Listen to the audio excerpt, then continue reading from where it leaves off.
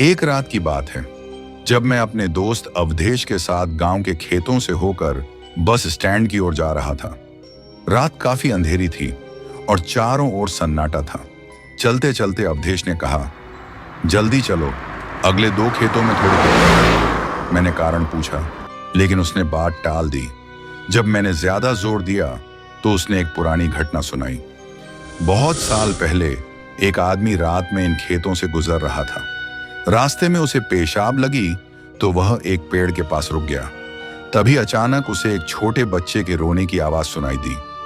उसने सोचा कि शायद कोई किसान अपने बच्चे के साथ होगा, लेकिन तभी उसे याद आया कि यह खेत रामेश्वर काका का है, जिन्होंने 3 साल पहले यहां फांसी लगाकर आत्महत्या कर ली थी। अब वह आदमी घबरा गया, क्योंकि गांव में कहानियां थीं कि इस खेत से गुजरते समय पीछे मत मुड़ना, किसी अनजान की बात मत सुनना, और अगर कोई रास्ता पूछे तो उसकी आंखों और पैरों को मत देखना। वह डरते डरते आगे बढ़ने लगा, लेकिन जैसे जैसे चलता गया, बच्चे की रोने की आवाज और तेज होती गई। उसे महसूस हुआ कि कोई उसके साथ चल रहा है।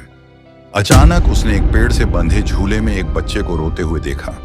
डरते हुए उसने आवाज लगाई, ये बच्चा किसका है? लेकिन कोई जवाब नहीं मिला। वह घबराकर आगे बढ़ गया।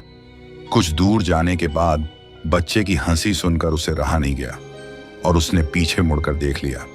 जैसे ही उसने देखा, वह बच्चा झूले से नीचे उतर आया और उसके पीछे खड़ा था।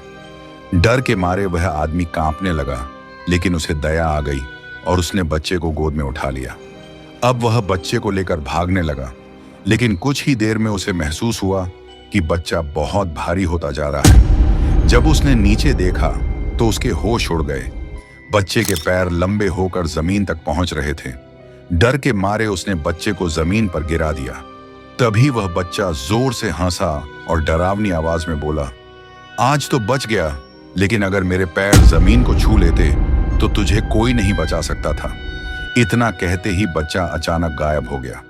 वह आदमी किसी तरह घर पहुंचा और बेहोश हो गया। जब उसे होश आया तो उसने गांव वालों को यह पूरी घटना बताई। ये सुनते ही मेरी भी हालत खराब हो गई। मैं बिना पीछे देखे दौड़ पड़ा और फिर कभी उस रास्ते से रात को नहीं गुजरा।